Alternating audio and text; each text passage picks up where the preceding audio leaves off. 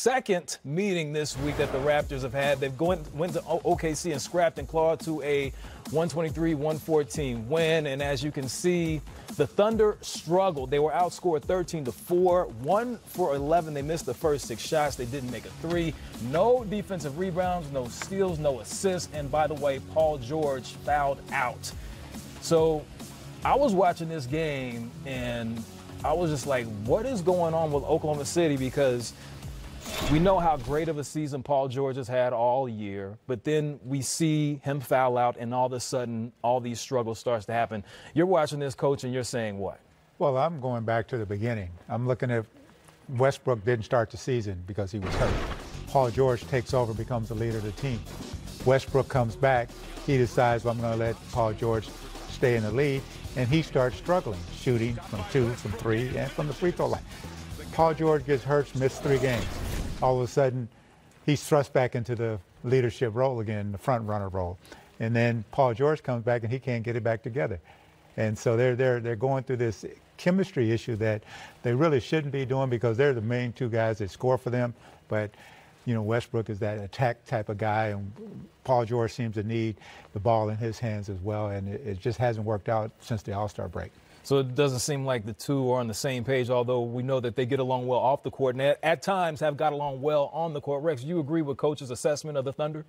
Yeah, you know, I think he pretty much summed it up. They are their 2 main scorers, and maybe their only 2 scorers. And when both of those guys aren't putting up points, I don't know that they really trust the other guys on the team to say, hey, Jeremy Grant, go get us a bucket. Steven Adams, go get us a bucket. They have to be at the top of their games offensively for this team to win, and they've been struggling lately. They have been up and down. Russell is always a bit mercurial offensively, and if PG's banged up, you know, they could be in for a rough one tonight. Let's take a look at the Western standings. Coach, you mentioned since All-Star break, 5-10 since the All-Star break. Right now, they're sitting in the 5th spot. When they lost that game to the Raptors, they fell to 8. But when you look at the standings right now, and let's go back and just talk about the game in general, what worries you more about OKC? Is it offensively, where they can't seem to get in the rhythm with their 2 best players, or defensively during this losing streak, they're giving up over 110 points per game? Well, all during the year, they've been a pretty good defensive team, so you can tell that they're struggling defensively, and it starts with their offense. The more tough shots they miss and the other team gets to run, they don't get to get back and play defense and set up their defense. So they go hand in hand, but when Paul George is in the game and playing his best, he gets quality shots. He's got the size and he has the ability to get quality shots.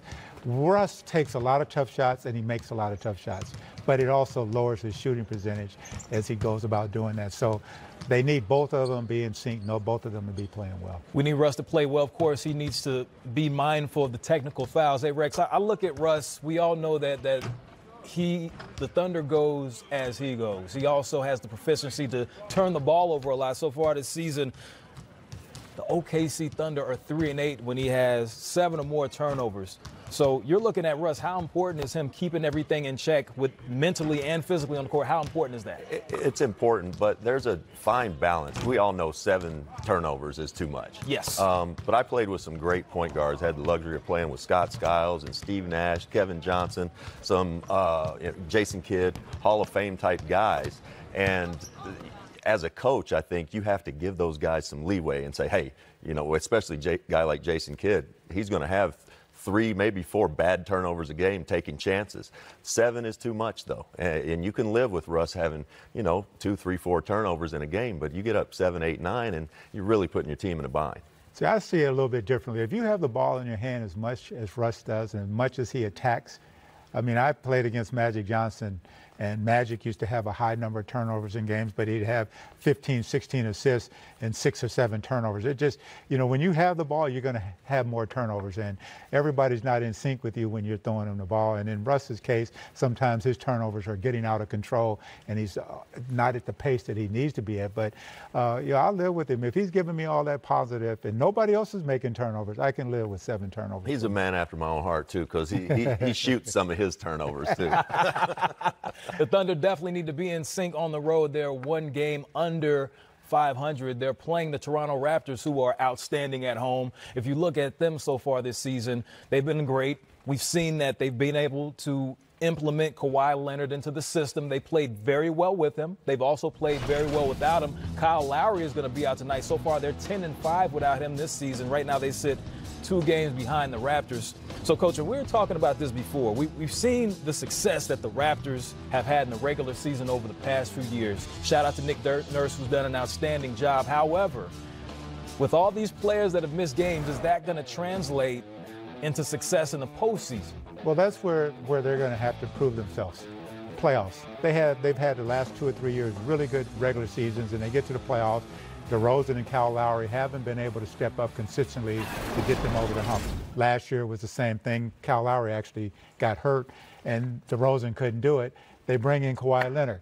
Now, we know Kawhi Leonard can do it in the regular season and postseason, but can the rest of those guys step up and have the quality postseason that gets them over the hump with Kawhi leading them?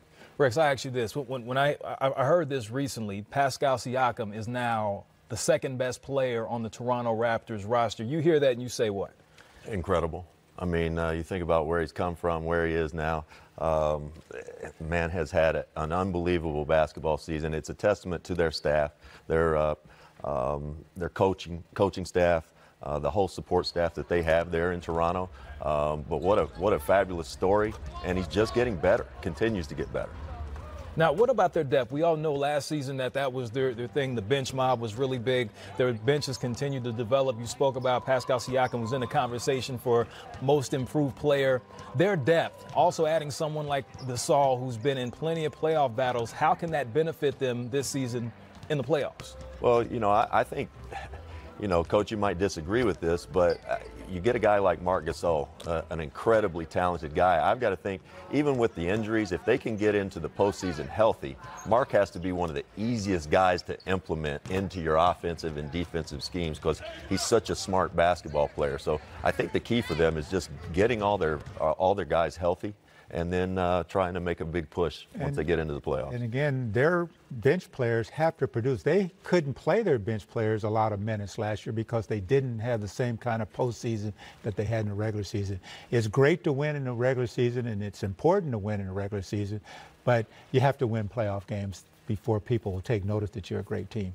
By the way, Pascal Siakam is giving you 26 points per game over his last 2. He will be on the screen tonight. Now,